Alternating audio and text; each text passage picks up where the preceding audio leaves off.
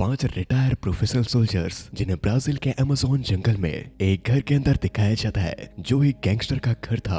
ये पांचों सिपाही इस घर से पैसे चुराने आए हुए थे। इन्हें दीवार के पीछे करोड़ों अरबों रुपए दिखाई देते हैं। ये पूरा का पूरा घर एक तिजोरी थी जिसकी हर एक दीवार के पीछे अरबों रुपए छुपे हुए थे। ये तेजी से उन पैसों को अपने बैग्स में भरकर प्लान के मुताबिक खड़ी बाहर वैन में डाल देते हैं और वहां से बड़ी चालाकी से निकल जाते हैं। अब बारी थी इन पैसों को चॉपर पर डालने की। जब इन पैसों का वेट किया जाता है तो ये पूरे 3000 किलो थे। ये इतना ज्यादा वेट था कि एक चॉपर हेलीकॉप्टर भी इतना ज्यादा वेट को ज्यादा हाइट तक नहीं उठा सकता। पर ये लोग लालच में आकर उन सारे पैसों को ऊपर पर रख लेते हैं और इसके बाद ये कहानी और ज्यादा डार्क होते जाती है। इन्हें इंडीज की माउंटेन रेंज को पार करना था पर इतना वेट इनके चूपर को क्रैश करा देता है। उसके बाद इनका सारा पैसा जो नेट पर रखा हुआ था वो एक गांव के खेत पर जाकर गिरता है। प्लेन क्रैश था पर फिर भी ये लोग बच जाते हैं। उसके बाद इन्हें अमेज़न जंगल को पार करना था उन सारे पैसों को लेकर। तो आखिर ये यहाँ तक किस तरह पहुंचे और यहाँ से आगे कैसे जाएंगे, तो उसे अच्छे से जानने के लिए कहानी को शुरुआत से शुरू करना होगा। कहानी शुरू होती है बहुत से नए सिपाहियों को दिखाया जाता है जिन्हें गाइड करने एक बैनी नाम का सोल्जर आने वाला था जो अब रिटायर हो चुका है। अपने एक्सपीरियंस और सालों बिताए आर्मी के तजुर्बे को उन सभी को बता रहा होता है। वहीं दूसरी तरफ एक हेलीकॉप्टर में पॉप नाम के एक सोल्जर को दिखाया जाता है जो अपने मिशन में था। कोलंबिया के शहर में इन लोगों को इन्फॉर्मेशन मिली होती है कि यहाँ ड्रग कार्टल्स है और जब ये उस घर को घेर लेते हैं तो उस घर पर छुपे हुए ड्रग कार्टल्स इन पर अचानक से हमला कर देते हैं। यहाँ पॉप सभी को लीड करते हुए दूसरी तरफ से उस घर पर लॉन्चर चलाकर उन सभी को वहाँ मार देता है। पर कुछ लोग अब भी वहाँ जिंदा थे। जब सोल्जर्स बचे हुए उन लोगों से उनके ड्रग लॉर्ड लोरिया के बारे में इन्फॉर्मेशन लेते हैं तो थोड़ा टॉर्चर करने के बाद इन्हें कुछ तो इन्फॉर्मेशन मिल जाती है पर वो आधी अधूरी थी। सोल्जर्स उन सारे मुजरिमों को मार देते हैं। इन ड्रग कार्टल्स के साथ कुछ सिविलियंस भी पकड़े गए थे। उनमें से युवाना नाम की एक लड़की होती है जो अपने भाई के साथ यहाँ पकड़ी जाती है। जब इन लोगों को गाड़ियों के अंदर बैठाया जा रहा था युवाना का भाई गाड़ी के अंदर चले जाता है पर युवाना वहाँ खड़े पॉप को बड़े ध्यान से देख रही थी और उसके बाद वो अचानक वहाँ से भाग जाती है जिसके पीछे पॉप दौड़ता है। वो साथ ही अपने सिपाहियों को बाइक से उसका पीछे करने के लिए कहता है पर पॉप जब उस लड़की का पीछा कर रहा था काफी दूर पीछा करने के बाद वो लड़की पॉप को चकमा दे जाती है, साथ ही उसके सिपाहियों को भी।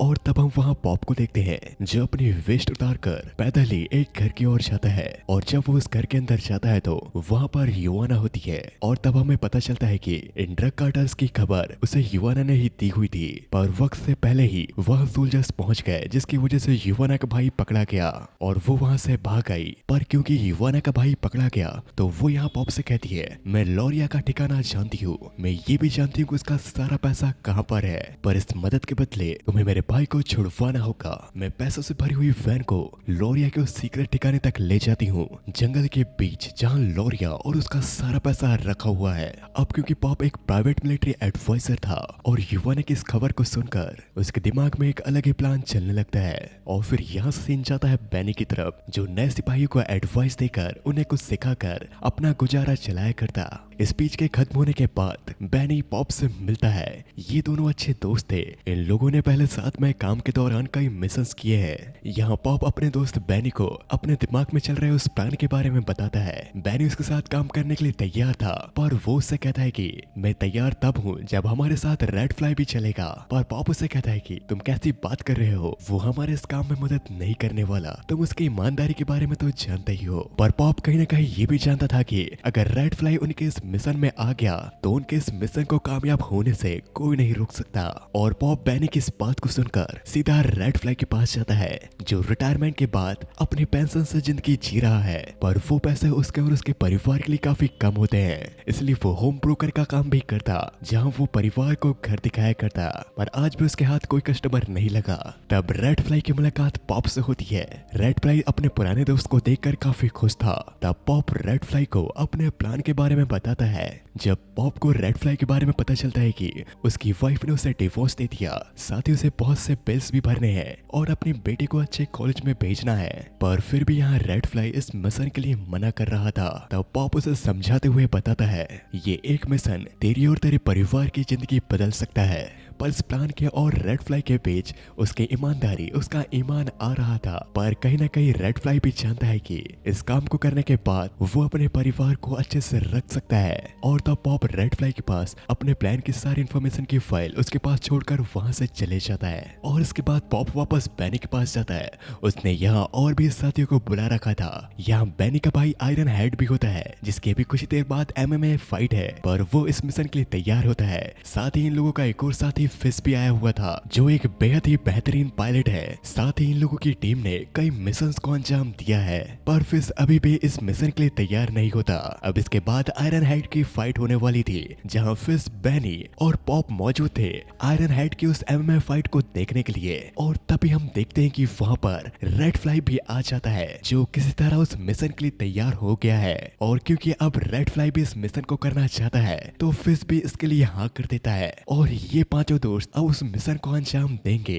पर तब हम MMA फाइट में देखते हैं, जहाँ पर आयरन हेड की फाइट खत्म होती है और नेक्स्ट सीन में ये गाड़ी से ब्राजील के जंगलों की ओर जा रहे थे। ये उस गाड़ी में पूरी तैयारी के साथ यहाँ पर आए हुए थे। सबसे पहले ये लोग अपनी गाड़ी को छुपा देते हैं और अपने प्लान को अंजाम देने के लिए उन्हें उस घर की हर एक बारीक से बारीक चीज का पता होना जरूरी था। तो ये लोग उन सारी इन्फॉर्मेशन को यहाँ इकट्ठा करते हैं और हर तरह के खतरे का अंदाजा लगाते हैं। यहाँ तक कि ये लोग ये भी जान लेते हैं कि ड्रग लॉर्ड लॉरेन कब कब घर से बाहर निकलता है और कब उसके घर में पहरा कम रहता है। इन लोगों को यहाँ ये पता चलता है कि लॉरेन अपने परिवार के साथ यहाँ रहता है और वो बहुत ज्यादा धार्मिक है और वो हर संडे अपने परिवार को चर्च भेजता है अपने सारे गार्ड्स के साथ। तब इस घर में 3 गार्ड और लॉरेन बस बच जाते हैं और जिस मौके की तलाश पे ये लोग आए थे वो जानकारी इन लोगों को मिल जाती है।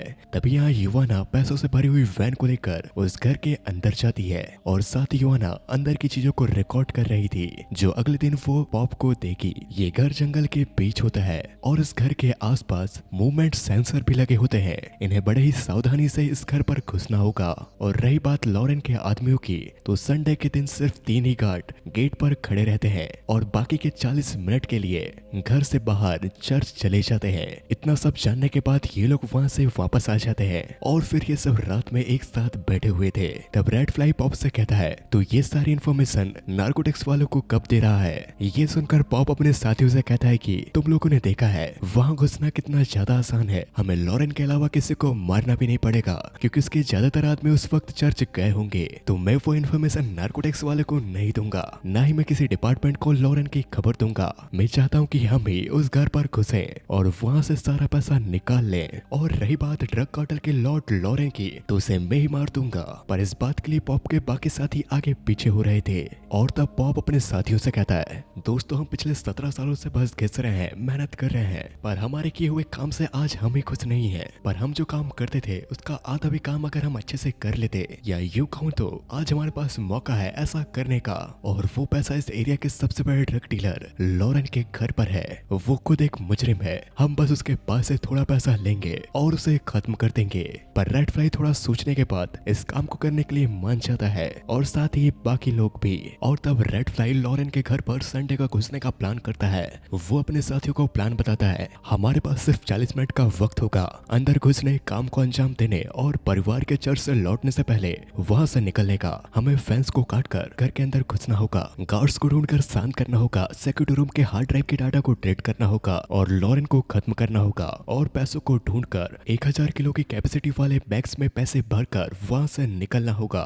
पर एक प्रॉब्लम है, हमें एक वैन की जरूरत होगी। तब पॉप कहता है युवाना हमारी इसमें मदद करेगी और इसके बाद हम वैन से उन सारे पैसों को लेकर एयरफील्ड में पहुंचेंगे, जहां पर पहले से ही बैनी और आयरन हेड ने एक हेलीकॉप्टर का इंतजाम कर लिया होगा जो भारी लिफ्टर हो, क्योंकि हमें एंडीज के पर्वतों को पार करना है। और फिर हम समुद्र तक पहुंच जाएंगे और वहां से स्टेज से बाहर। इस प्लान को सुनकर आयरन हेड अपने दोस्त रेड फ्लाई को कहता है, अरे वाह, अपना यार वापस लौट आया, अब हम मालामाल हो जाएंगे दोस्तों। और इसके बाद हम पॉप को देखते हैं जो युवाना से मिलने जाता है, जहाँ युवाना ने लॉरिया के घर के अंदर जो रिकॉर्डिंग की थी वो पॉप को दे देती है। उस रिकॉर्डिंग को लेने के बाद पॉप युवाना से कहता है कि तुम्हें संडे के दिन लॉरिया के घर पर एक वैन का इंतजाम करना होगा, जिसके बदले तुम्हें और तुम्हारे भाई को $2 मिलियन के साथ इस देश से बाहर दूसरी कंट्री का वीजा भी दूंगा। युवाना पॉप से कहती है, तुम्हारी बस एक गलती हम सबको मरवा डालेगी। पर पॉप उससे भरोसा दिलाता है और इसके लिए युवाना भी मान जाती है। और फिर हम नेक्स्ट सीन में देखते हैं, जहाँ पॉप अपने साथियों को लेकर एक कंटेनर के पास जाता है, जहाँ उस कंटेनर के अंदर इनके मिशन से जुड़ी हुई हर तरह की जरूरत की चीजें थी और ऐसी गन और वेपन्स थी जो इसी देश में बनाई गई थी, क्योंकि अगर उनका कोई भी वेपन पकड़ा जाता है उन हथियारों और सामानों को देखकर किसी को भी यही लगेगा कि वो इसी देश के कोई आम लुटेरे ही होंगे। और तब पॉप अपने साथियों को युवा ने की दी हुई रिकॉर्डिंग को दिखाता है, जिसमें लॉरिया साफ साफ दिखाई दे रहा था, साथ ही उसके पैसे भी। इन लोगों का अंदाजा था कि उस घर में इन्हें कम से कम 3 करोड़ तो मिल ही जाएंगे। अब ये सब तैयार थे अपने मिशन को अंजाम देने के लिए और इन्हें कल अपने मिशन पर निकलना था। पर उससे पहले रेड फ्लाई अपने सारे साथियों से कहता है, सबसे जरूरी बात अपनी सुरक्षा। हमारे पास ना ही कोई मेडिकल सहायता होगी, ना ही कोई मेडिकल टीम। अगर हम में से कोई भी घायल होता है तो हर एक के बैग में मेडिकल किट होगी, उसे खुद ही अपने आप को ठीक करना होगा, वरना टीम उसे छोड़कर वहां से निकल जाएगी। दूसरी बात, अब तुम अपनी पुरानी जिंदगी में नहीं लौट पाओगे। इसे अच्छी तरह से तुम समझ लो, जो हम करने वाले हैं वो एक गुनाह है। अगर हमने अपना काम अच्छे से किया तो हम एक कत्ल और एक लूट को अंजाम देंगे। तुम लोगों को ये भी अच्छे से समझना होगा, तुमने अब तक ज्यादातर जितनी भी शपथ ली है, वर्दी पहनी है, तुम उसका भी अपमान करने वाले हो। और आखिरी बात, तुम लोगों के पास अभी भी वक्त है घर लौटने का। जो भी इस मोड़ पर छोड़कर जाना चाहता है वो अपनी मर्जी से जा सकता है, पर अभी जाना होगा। पर रेड फ्लाई के सारे साथियों ने ठान लिया था कि वो इस मिशन को अंजाम देंगे। और फिर हमें अगले सीन में जंगल के बीच लॉरिया का घर दिखाया जाता है। Pop, red fly, Benny, iron head और कैटफिश सब अपनी पोजीशन में थे। उन्हें तो इंतजार था बस लॉरिया की फैमिली और गार्ड्स के बाहर निकलने का। जैसे ही उन लोगों की गाड़ियां घर से बाहर निकलती है, तभी वहां पर युवाना आ जाती है वैन को लेकर। उस वैन को देखकर पॉप और उसके सारे साथियों को और ज्यादा कॉन्फिडेंस आ जाता है और वो सब के सब अपने प्लान के मुताबिक लॉरिया के घर में घुस जाते हैं, जहां सबसे पहले आयरन हेड लॉरिया के गार्ड को शांत कर देता है, वो उसे मारता नहीं। तब तक यहाँ से युवाना भी वापस निकल जाती है। ये एक एक कर लॉरिया के सारे गार्ड्स को ठिकाने लगा देते हैं। ये पूरे के पूरे घर को छान मारते हैं, पर इन्हें पूरे घर में ना तो लॉरिया दिखाई दिया और ना ही उसके पैसे। तब कैटफिश पॉप से कहता है, तेरी गर्लफ्रेंड ने हमें धोखा दे दिया। लॉरिया अपने पैसों के साथ यहाँ से निकल गया है, हमें यहाँ से फौरन निकलना होगा। पर तभी पॉप को कोई स्मेल आती है, वो पैंट की स्मेल थी और उनके सामने की दीवार पर नया नया पैंट हुआ दिखाई दे रहा था। जब वो इस दीवार को खोद कर देखते हैं तो उसके अंदर उसे पैसे दिखाई देते हैं और तब पॉप समझ जाता है कि ये पूरा का पूरा घर लॉरिया की तिजोरी है, जिसकी हर एक दीवार के पीछे पैसे छुपे हुए हैं। और सबके सब उस दीवार को खोदने लग जाते हैं जिसमें करोड़ों अरबों रुपए छुपे हुए थे। सबके सब उन दीवारों से पैसे निकाल रहे थे।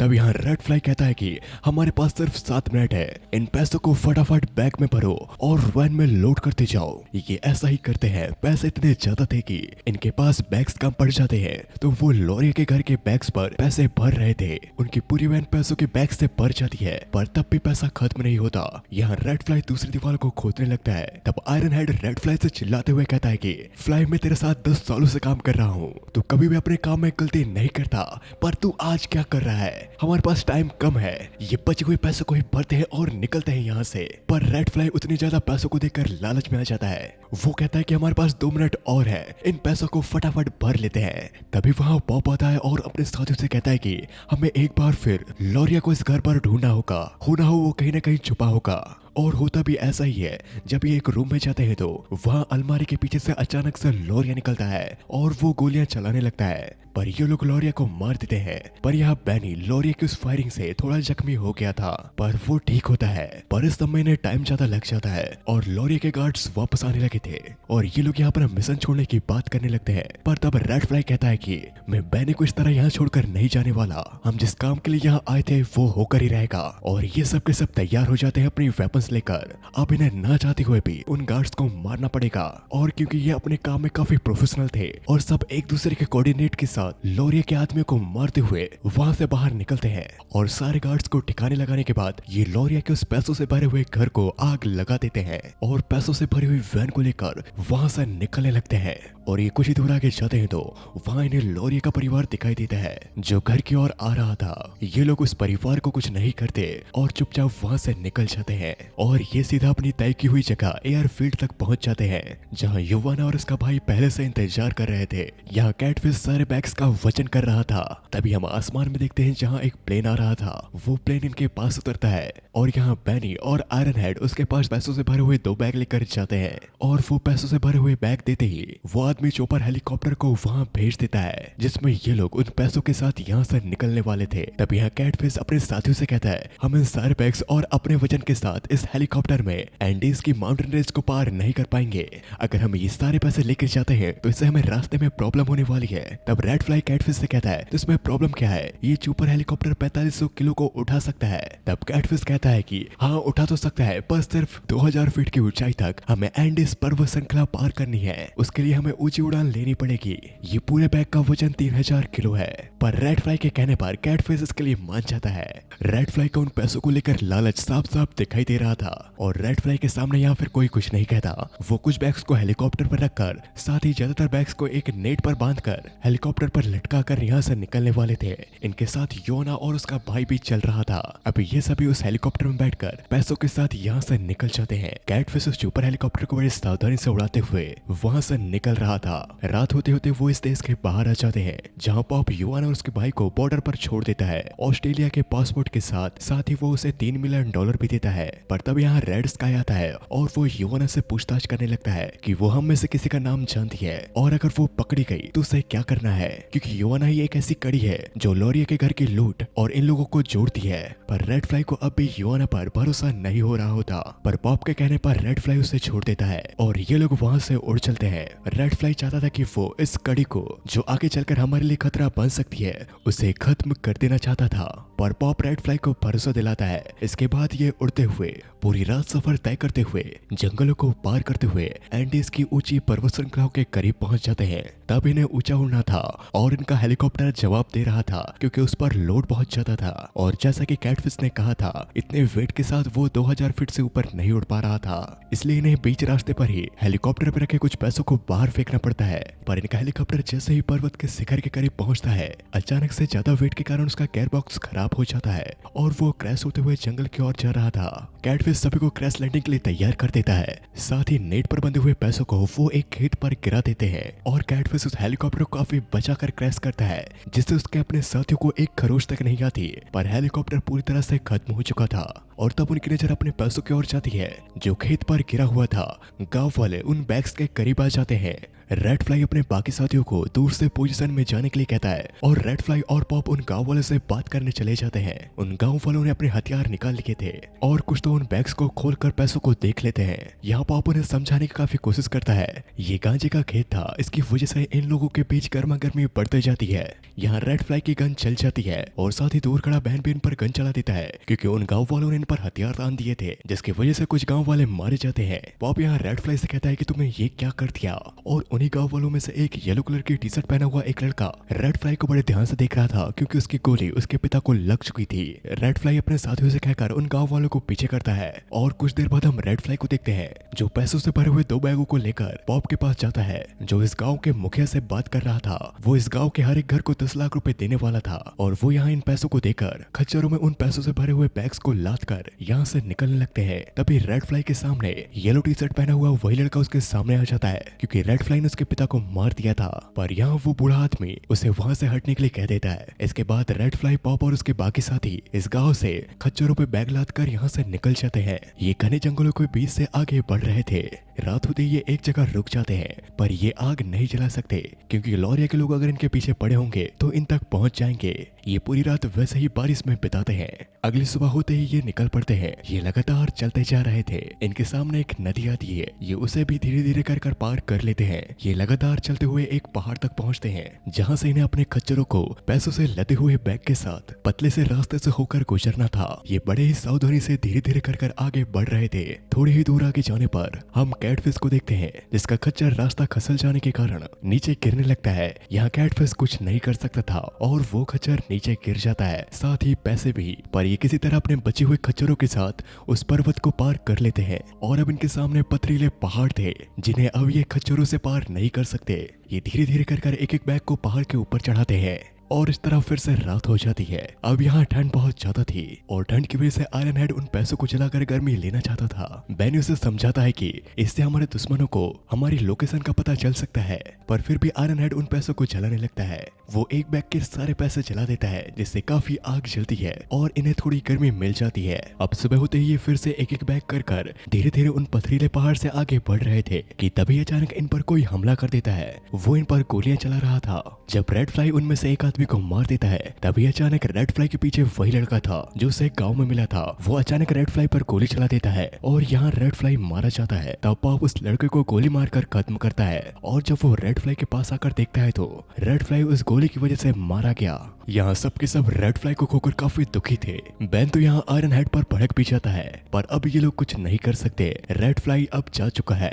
यहाँ पॉप अपने साथियों को समझाता है कि ये वही लड़का है जो हमें गांव में मिला था, उसने अपना बदला पूरा किया, इसमें हम में से किसी की गलती नहीं है। और रही बात इन पैसों की, तो मैं नहीं चाहता कि मेरे दोस्त रेड फ्लाई की जिस वजह से जान गई है उसके परिवार को पैसा भी ना मिले। मैं चाहता हूँ कि हमें ये पैसा उसके परिवार तक पहुँचाना है और इसके लिए सब राजी हो जाते हैं। अब ये तेजी से उन बैग और रेड फ्लाई की बॉडी के साथ नीचे आ जाते हैं। इन्हें वहां से जंगल के उस पार समुद्र दिखाई दे रहा था और इनका इंतजार एक बोट पर एक आदमी कर रहा था, पर ये अपने समय से 5 दिन लेट थे, इसलिए इनमें से किसी एक को जाकर वहां देखना होगा कि उनकी वो बोट अब भी इनका इंतजार कर रही है या नहीं। तब यहाँ आयरन हेड अकेला जाने का फैसला करता है। वो कुछ पैसे लेकर वहां से चल पड़ता है। बाकी साथी यहीं रुककर उसका इंतजार करेंगे और पूरी रात बीतने के बाद अगली सुबह जो वापस लौट आया था वो अपने साथियों को बताता है कि वो बोट वाला आदमी उन्हें मिल गया, उसने आधे पैसे उसे दे दिए हैं, वो हमारा वही इंतजार करेगा।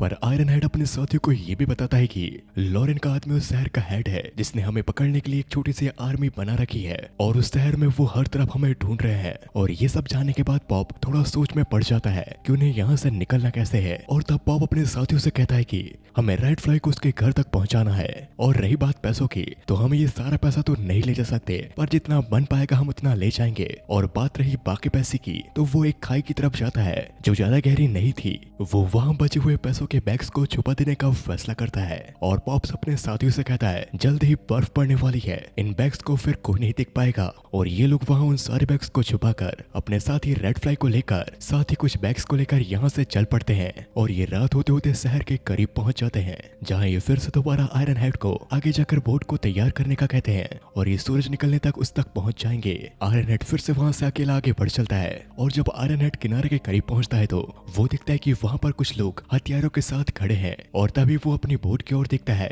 जो वहां से थोड़ी दूर पर है और वो चुपचाप तैरते हुए अपनी बोट की ओर बढ़ चलता है। बोट पर पहुंचकर वो देखता है कि अब भी वो आदमी वहीं पर मौजूद है। वहीं हमें आयरन हेड के बाकी साथियों को दिखाया जाता है जिनके सामने अचानक एक लड़का आ जाता है जो लोरिया के आदमियों में से एक था। वो अपना रेडियो निकाल लेता है पर सबने उस पर गन तान दी थी और उसे बड़े चालाकी से बंदी बना लेते हैं और उसकी गाड़ी को चालू कर रेड फ्लाई को लेकर वहां से निकल जाते हैं। पर कुछ दूर आगे जाने पर इनका सामना लोरिया के और लोगों से हो जाता है। वो सब के सब अब इनके पीछे पड़ जाते हैं। सुबह होते तक ये किसी तरह उन्हें चकमा देकर वहां से निकल रहे थे। ये उन्हें मारना नहीं चाहते, इसलिए पीछे बैठा पॉप उनकी गाड़ियों के टायरों को फोड़कर उन्हें वहीं रोक देता है और ये उनसे बचकर समुद्र के किनारे तक पहुंच जाते हैं जहां आयरन हेड इनका इंतजार कर रहा था। और आयरन हेड इन्हें कवर देते हुए अपनी नाव तक ले आता है और ये लोग वहां से रेड फ्लाई की बॉडी को लेकर निकल जाते हैं। और इसके कुछ समय बाद हमें पॉप और उसके साथियों को दिखाया जाता है जो एक प्राइवेट इन्वेस्टिगेशन की टीम के सामने खड़े थे। इन लोगों ने वो सारा पैसा उस लेडी को दे दिया था